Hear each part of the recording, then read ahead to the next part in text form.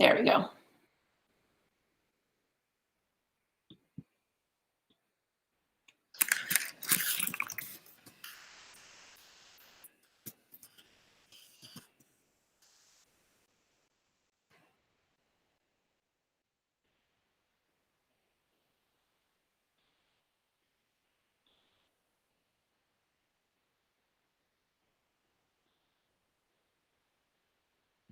Hey, I guess I'm live, and I was just sitting here like trying to figure this out. So anyway, hey guys, story of my life.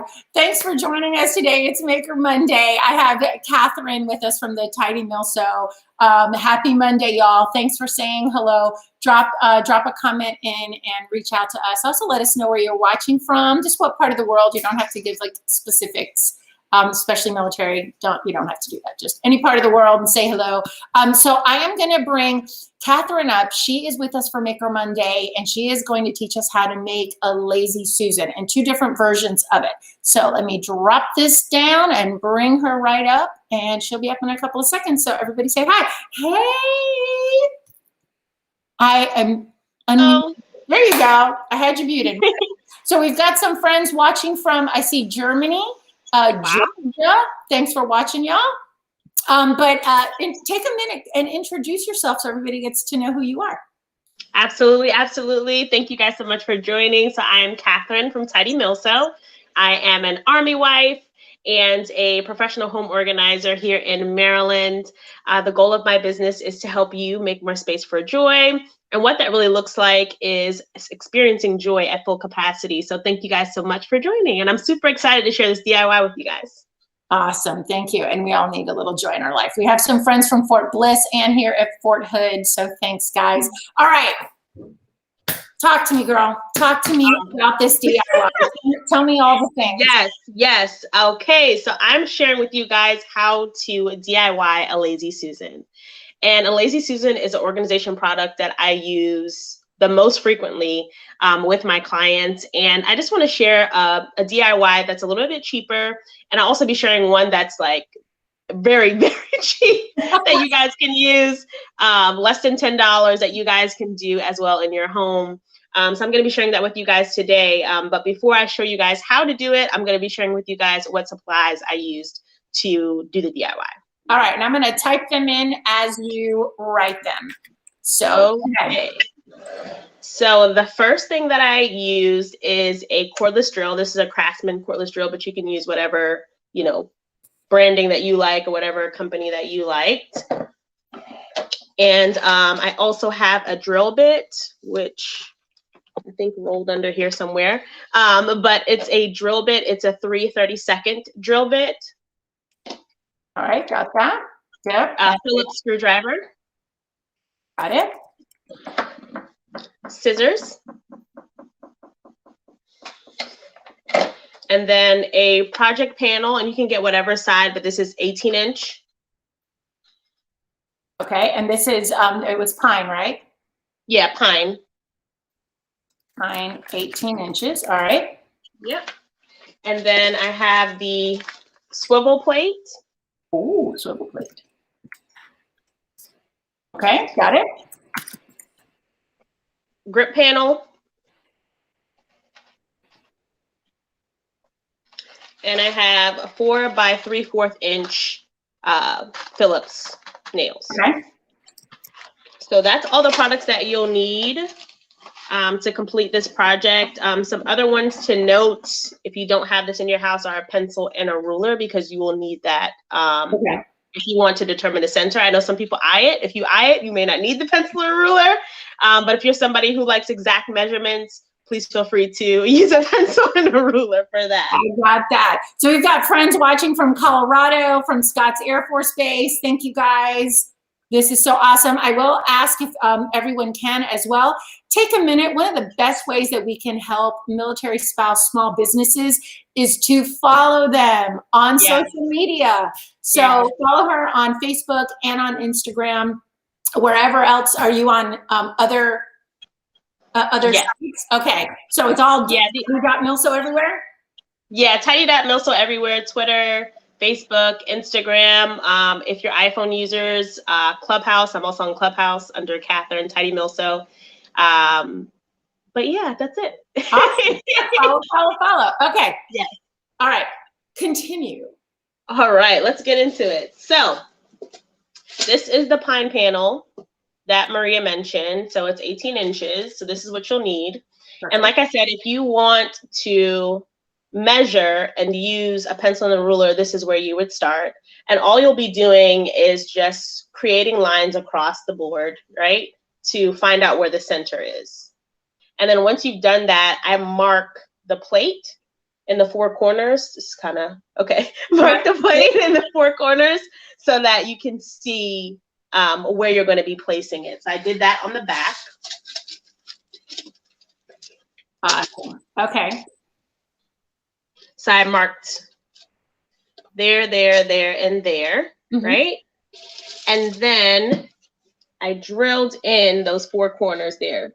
So the base plate without the pads is where I drilled in the four corners. Got it.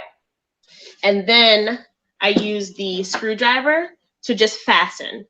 And so I also want to mention that the screwdriver cannot be used to drill the swivel plate in. It's just to fasten, okay? So this would be a great opportunity too if you've never used a drill, because it's a quick project. It's literally 4 screws, something that you can do. And if you mess up, it's not the end of the world, right? You can just unscrew it and start over. That's how I look at it. Kind of, you can't mess it up.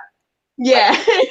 Okay. So once you do that, it's already in, but I would recommend if you're putting it anywhere like on a countertop or something like that, that you don't want it to be scratched, to use the gripping pads. It just makes it a lot smoother when it's rotating. So the gripping pad actually came in about 3 packs, and you just take the scissors, cut it, and then peel and stick, and that's it. I love that. That way when you're turning it, it's not sliding either. Yes. It's just like, I'm putting this on my hand, guys. You can use this for pizza, organization products. You can put this on your countertop and use it for your soaps if you want. Okay. I'm just gonna medicine, all different things. Give us a quick, what would you put on a Lazy Susan in bathroom? Go. Okay. Lazy Susan in a bathroom, I would definitely put shampoo, conditioner, lotion, kind of your everyday things that you use, just so you have easy access to them. Yeah, that would be my number one. To grab and go. So we had talked a little bit earlier. We did this before on Instagram. If you guys didn't check it out, you can check it out there, or you're here. So stay here. But we talked about organizing and decluttering and how that works. So, but first, Lazy Susans can be super expensive. Yes. We're talking about some of our favorite stores, but yes, in some of our favorite stores, Lazy Susans can get really expensive, especially if you need more than one, right? Like if you are, just wanting it for your bathroom, then that's one thing. But if you are wanting it in your bathroom, but then also in your kitchen, but then also in your bedroom, it's going to add up, right? Like anything in quantity is going to add up. And so some of them can be upwards of $55. So this DIY was about $30, under $30. I got everything from Lowe's. The only things that I already had was the cordless drill and the Phillips screwdriver. So. Oh, wow. That's great. Now, you also said you had a less expensive version. Yes. So talk about that. Yeah, so the less expensive version, I don't have it here to show you, but basically all it is the cake pans at Dollar Tree or your local dollar store. They'll have cake pans. They're kind of metallic looking. You can use those, and a bag of marbles. And all you simply do is take the marbles, put it underneath put it in one of the pans, and then put the other pan on top, and then you're just sandwiching the marbles. Right. Yeah, you're just moving the marbles, and obviously it's not going to be as smooth, but it's $3. Like exactly. It can't be $3. $3. I agree with you. So talk to us a little bit about, because oftentimes when I'm doing redesigns for homes, and I walk into a room and it's like there's a lot of stuff. Yes. Like a lot of stuff. And I encourage gently because it can be a very fine line. you know, Yes. that decluttering is the key. But a lot of Yes. people want to keep everything they have, but they Uh-huh. want it to look organized like Pinterest. What do you say to that? Yes. So I actually had this conversation with a realtor before. He had asked me, what do I tell clients when they're trying to sell a house? How do I tell them that they need to declutter without offending them, right? Because it can be really sensitive. Like, this is your space. You never want anybody to refer to your space as a cluttered space or a cluttered home, right? Even if it is that. And so what I suggested I call it was creative genius. creative genius, right? Genius at work. Right. Creative genius. They can find everything, right? They can find everything in it, right? Yep, They know. where everything is, it's just Right. everywhere. It's just everywhere, right? And so what I suggested to him was to take a picture of the space. Because a lot of times when we're in a space, we might not necessarily notice everything that's going around. It's kind of like if you go to someone's home that smokes and they don't feel like it smells like smoke, but when you go in, you smell it. So it's like bringing that awareness, I would say, is the first thing, just showing them what it would look like. If I were to keep all your things here, this is what it would look like. This is what you're asking for, but this is what it would look like if we kept everything the way it is. Right. Mm-hmm. And but it's hard, especially I think as military families, because what we have Yes. are our things. Yes.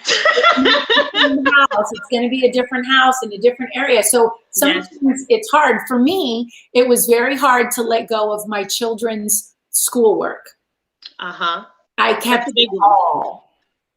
Okay. Every day, every paper. But another military spouse taught me, she said, take a picture of it. Yeah. And every year, make a like a scrapbook. Right. With pictures like a Shutterfly or any of those, tiny prints. It could be a coffee table book. And it could be a coffee table book of all of the art and their things and things that were important. And then at the end, you've got, 12 books. If you got 3 kids, don't make each one a separate book. Put all together. Then you have these memories that are more organized, as opposed to I literally had bins, because it was an emotional thing. Yes. It was hard to let it go. Because we move so much. What do you feel about that? What do you think about that? Absolutely. So I am a KonMari consultant trainee, and so I'm trained in Marie Kondo's method. And so when I'm working with my clients, I go through all of the categories. So I start with clothing, then books, then paper, then miscellaneous items, and then sentimental items. So we keep sentimental items for last, because by that time you've built up the muscle and that discernment of what you desire to keep. And then also, too, you can take those moments where you need to reflect, or you may need a minute, or you may need a day or so to kind of decide what you would like to do with that item, right? Like with clothing, you can be like, okay, this doesn't fit, no longer want this. Or somebody bought this for me, no longer want this. But with sentimental items, it's really important to give ourselves a little bit of grace as we're going through those items, and to not think about, hey, I'm getting rid of this, but how can I put this in a better space, right? So like if something were to happen in my home and I have this bin of my children's artwork, right? If something were to happen, all these things are gone, right? They're no longer here. So how do we capture those sentimental items in a way that we are cherishing them and not holding them hostage because we want to keep them? Oh, girl, you just like spoke to me. It was really hard. Now I've got a senior, and I'm glad I did this when she was much younger, but because now I have everything organized in books, but also digitally. So when they are like, do you have baby pictures? I'm like, yes, file, year, boom. What do you need? But it took me a while to get that way, because it was just, there was a lot of emotion involved, and I wasn't sure how to process that.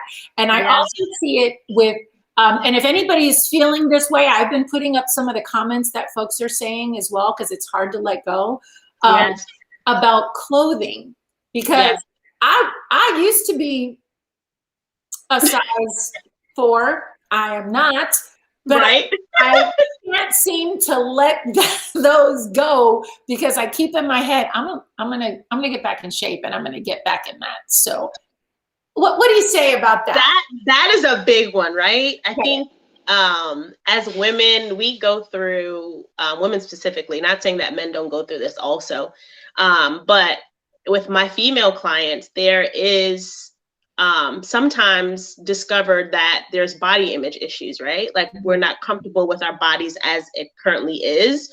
So we are purchasing clothes to hide the things that we don't want.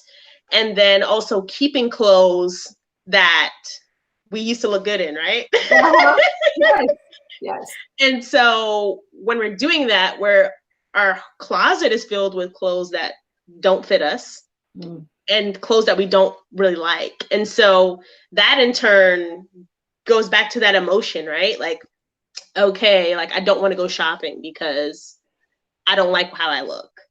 And so I would stress, if you are somebody who knows that you're going to, and I mean like, knows that you're going to lose the weight, right? Like you're actively drinking your water, going to the gym, you put it on the calendar, you're being consistent, then it's okay to have a few items that are goal items, right? Okay. But if we are keeping items that don't make us feel good about ourselves, right? Like just to look back and say, hey, you know, I was that size 2, or I was that size 4, size 6, and I'm no longer that anymore. Why keep that and bring out that emotion in yourself that you can no longer fit it, right? So it's kind of like a self-check-it moment, right? It's like, I no longer fit that, and now I'm okay with my body, and now I can go find clothes that fit me and that make me feel happy when I go out, right? Yeah. Because you're not going to fit it. You know, like for me, I'm up and down in weight. I always fluctuate. And every time my husband comes home, I gain more weight because we always go out to eat, right? Yeah. So when he's gone, I'm like the fittest person ever. Then he comes back and they're like, we're out to eat. And it's over, right? He wants to eat all the food that he didn't get to eat. So it happens, right? And so we have to, you know, give ourselves grace in that process as well, and allow our bodies to be our bodies and be comfortable in our own skins. Yes, and find out that body positivity. I know that for a long time, and I realized it during a PCS move when they were packing my closet. And it was, I had all these ball gowns in different sizes. I was just like, why do I still have all this? Why do I have this? So I let it go. I donated. There's a great organization called Operation Deploy Your Dress. It was created by military spouses, and you can donate. Wow, I didn't know about that. Yeah, you can donate your dresses, and then they deploy those dresses out to military spouses all over the world. There are, I think, 11 Operation Deploy Your Dress locations around the world. I think the first one's coming to Germany. If I'm wrong, they'll correct me. But it's such a great way of like, you know, I'm not going to wear that dress again. And I tried to find out my daughter, who was like, Mom, that's just not my style. And I'm like, okay. That's the other thing too, right? Like, and it's not, we're doing it with good intentions, right? Because we love our things, but we know we need to let it go. And so we kind of create this thing where if I give it or assign it to somebody that I love, then it's still here. Yeah. Why didn't you do that? Why didn't you do that? It's still here, right? But then we get heartbroken if they don't want it. It's kind of the same with like wedding dresses too, right? We hold on to wedding dresses with the hopes that, okay, maybe one day our daughter or daughter-in-law will want a part of my dress. But then you save it for 20 or 30 years, and then the opportunity presents itself, and that person is like, no thanks. Yes. No thanks. No thanks. So it's like, you have to have other reasons to keep things other than to just keep it around. Yes. Like if that's the only reason is, I know I need to let this go, but I just want to keep it around, then it's probably time to let it go. Time to let it go. Oh, yep. Thank you so much. You're welcome. Today, this has been the best. I enjoy our conversation. You have such an effervescent personality. You are. Thank you. I say bubbly, and I don't mean that in a bad way. I love your personality, and I think you can help me. You would be able to. Yes, I'm calm. I travel. I've been to New York. I have a client who moved, and she moved to Florida, so I'll be doing her move-in. So I travel. So if there's anywhere in the world, I mean, I don't know if I'll travel to Germany now, but in the United States, I can help. And then if you're outside the United States, I can do virtual. Awesome. And I love the ability that you're able to do virtual. Can you tell everyone where they can find you in all the places, website, and I'll be typing it over here as well.